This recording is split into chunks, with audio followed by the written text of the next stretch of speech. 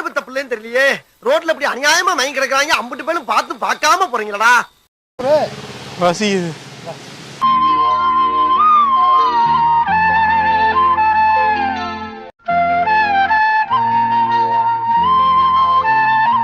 அதெல்லாம் சாப்பிடலையா?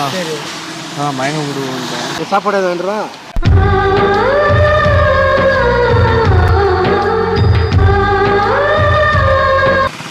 இந்த ரோட்ல நிறைய வண்டி போகுது, இந்த லாரி போகுது. என்ன பண்றது, மனசு கேட்கல.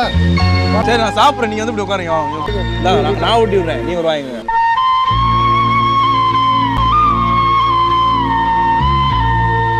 ஸோ என்னோட அன்பை நான் இந்த மாதிரி வெளிப்படுத்திட்டு போயிடுறேன். சாமி கண்டகாசு சாமி.